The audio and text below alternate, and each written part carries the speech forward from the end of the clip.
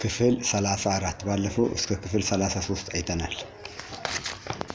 ያው ብዙ ጊዜ ኢየሱስ ክርስቶስ አምላክ ነው ብሎ ሲባል ደስ የማይላቸው ብዙ ሃይማኖት አለን የሚሉ መጽሐፍ ቅዱስ የሚያስተምሩ ሰዎች አሉ። በኢየሱስም ዘመን ኢየሱስም ላይ የገጠመው ነው። ኢየሱስ አንድ አምላክ፣ ኢየሱስ ብቸኛ በሚል ዛሬም ክፍል 34 ተቀጥላለሁ።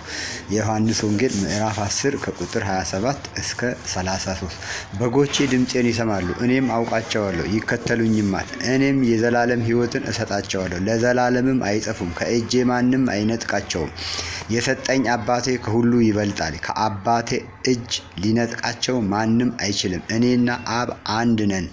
አይሁድም ሊወግሩት ደግመው ድንጋይ አነሱ።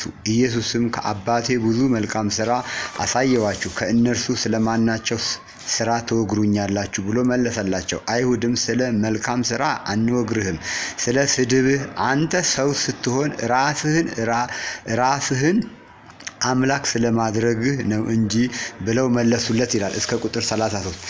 ዛሬም በዚህኛ ዘመን በኔ ዘመን ኢየሱስ ክርስቶስ አምላክ ነው። ኢየሱስ ክርስቶስ ብቸኛ አምላክ ነው። ሌላ አምላክ የለም።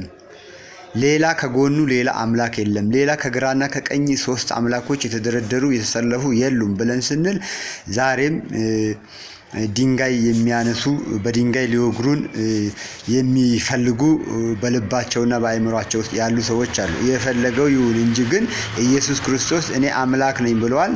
እዚህ አይሁድም አምላክ ነኝ ስላለ ሊወግሩት ፈልገዋል። እኔም አምላክ ነው፣ ኢየሱስ አምላክ ነው፣ ከኢየሱስ ውጭ አምላክ የለም፣ እኔና አብ አንድ ነን ብለዋል። እኔና አብ የተለያየን አይደለንም ብለዋል። ስለዚህ አባቴ ከሁሉ ይበልጣል አለ። አባቴ ከሁሉ ይበልጣል ማለት እኔ ከሁሉ እበልጣለሁ ማለት ነው። ኢየሱስ አብ ነው።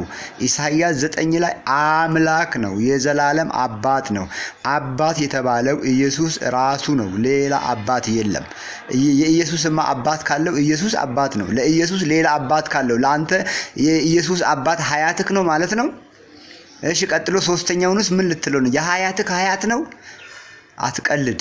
ክፍል 35 ሌላ ጊዜ እንቀጥላለን።